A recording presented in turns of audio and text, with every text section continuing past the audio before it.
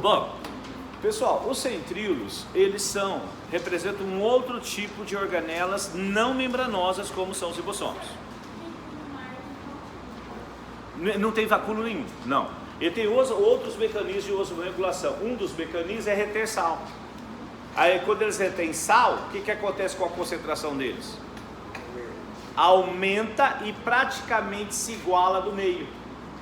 Ficam isotônicos e não tem o perigo de desidratarem, tudo bem? Bom, os centríolos, eles são estruturas formadas por microtúbulos proteicos. Quantos?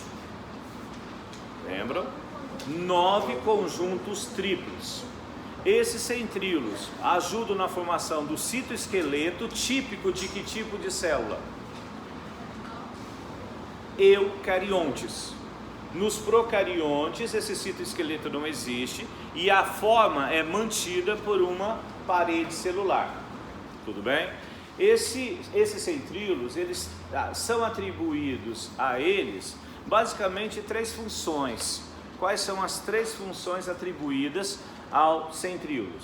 Que são cílios e flagelos. Cílios e flagelos. Qual a diferença entre cílios e flagelos? Tamanho e quantidade. No nosso caso, onde eu encontro células ciliadas.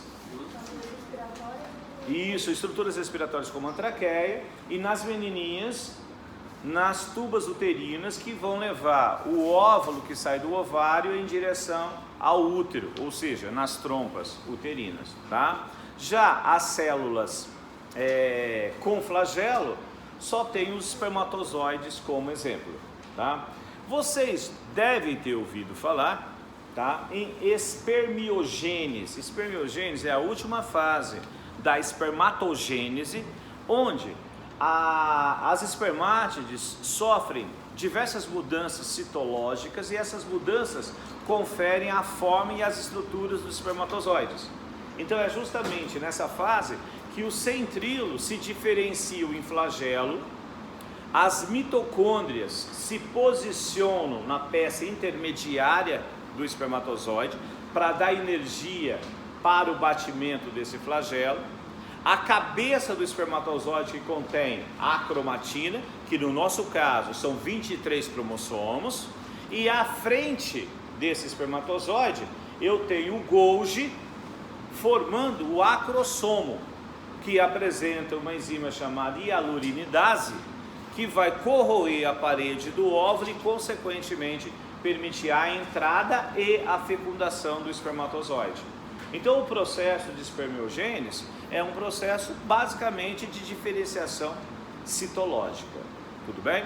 Entendido o centríolo, tá? Bom, o que mais que a gente pode falar de organelas celulares que merecem destaque, tá? A gente tem as mitocôndrias e também tem os cloroplastos. Não dá para a gente falar de mitocôndria sem cloroplasto. Inclusive a dona Lee Margulis diz o quê? Mitocôndria e cloroplastos eram bactérias que viviam fora da célula, entraram lá e estão lá até hoje. Entraram, benefício para os dois, simbiose, certo? Quais são os argumentos para isso? O kit básico, ou seja, membrana, hialoplasma, ribossomos e DNA. E a capacidade de autoduplicação dessas organelas, mesmo que a célula não venha a se dividir. Isso é o que nós chamamos de hipótese endossimbiótica. Sobre cloroplastos, tá? O que eu sei sobre eles? Aliás, nós sabemos muito sobre eles, mas no momento não tem tanta importância que a gente vai detalhar isso em bioenergética. O que eu sei é que cloroplasto com mitocôndria, deveriam garantir a estabilidade da atmosfera. Por quê? Em termos de gases, o que um libera, o outro consome. Porém, a gente sabe que não é bem assim. Outros fatores têm influência e desequilíbrio essa interação entre essas duas organelas. Tudo bem? Dúvida, gente?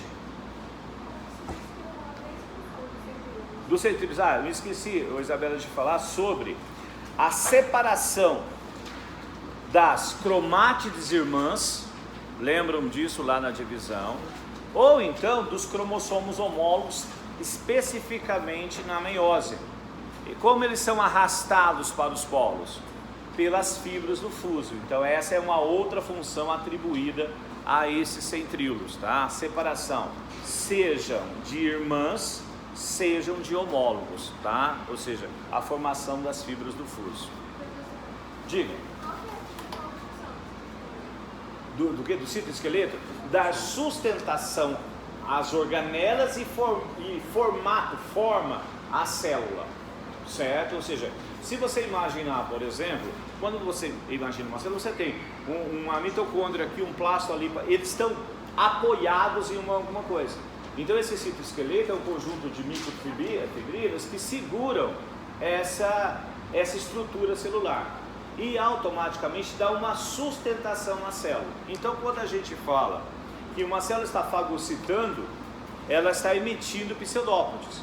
Isso só é possível porque existe um citoesqueleto, uma sustentação que permite esse movimento à célula, que é consequência desta estruturação de sustentação, certo? Os eucariotos não se movimentam. Não entendi.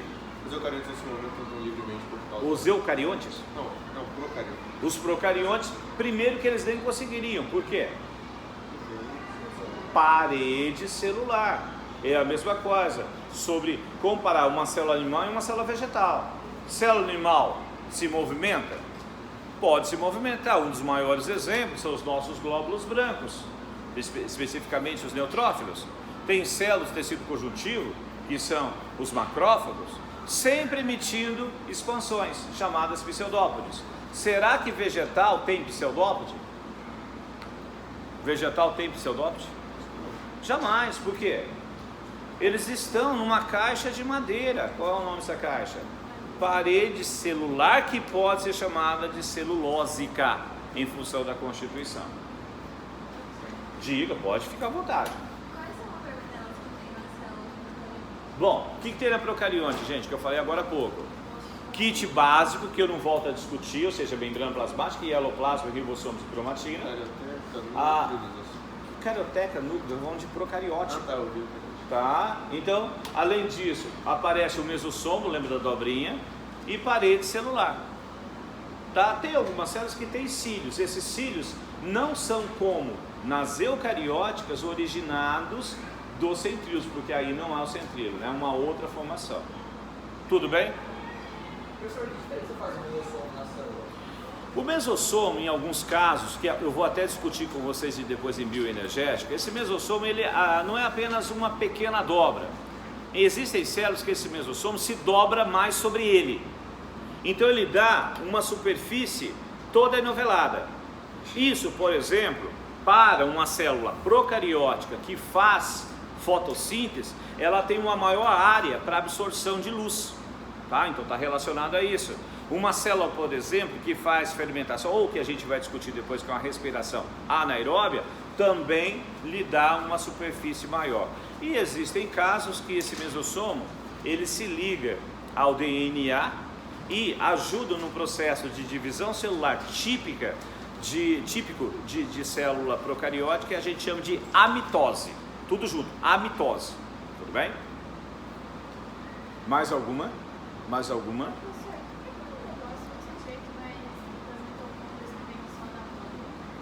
Bom, vamos falar sobre isso, tá?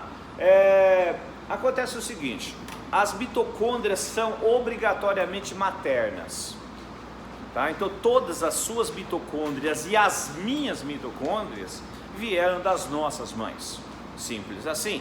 Falei agora há pouco que na espermiogênese, ou seja, na diferenciação do espermatozoide, eu vou ter um Golgi formando o acrossomo, que está na frente, os 23 cromossomos na cabeça, que é a cromatina, as mitocôndrias na peça intermediária, que é o condrioma, e o centríolo formando o flagelo.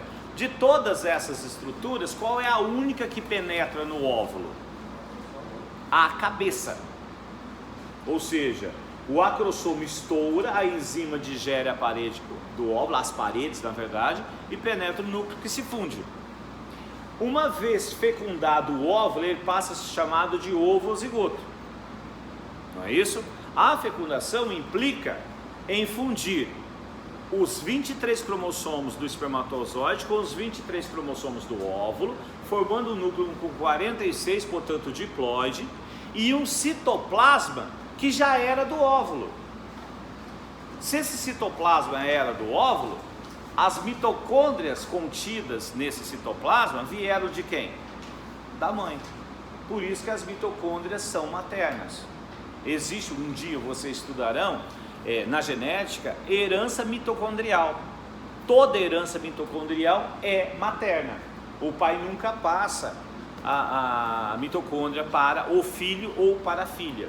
Tem até um caso, para ilustrar essa sua pergunta, alguns anos atrás, não faz muito tempo, uma notícia sensacionalista diz que uma criança nasceu de 3 pais. Bom, vamos entender. É muito simples. Uma mãe tinha uma doença mitocondrial que fazia com que ela abortasse. Então ela engravidava e em função disso abortava. O que os caras fizeram? Pegaram o espermatozoide do homem, um óvulo da mulher, fecundou. Mas era nesse óvulo que estava a mitocôndria defeituosa. Tiraram essa mitocôndria defeituosa, pegaram a mitocôndria de uma outra mulher e colocaram nessa estrutura. Qual é a consequência? Eu tenho um núcleo do homem e da mulher e um citoplasma de uma terceira, aliás, o citoplasma da mãe, mas a mitocôndria de uma segunda mulher. Então eram, na verdade, 3 pais. Obviamente não eram pais, 2 mães em função da mitocôndria. Mas se pegasse esse pai, Poderia pegar a mitocôndria pai sem problema nenhum. Tudo bem? Tá bom. Né? uma terceira pessoa. Tudo bem. Dúvida, gente?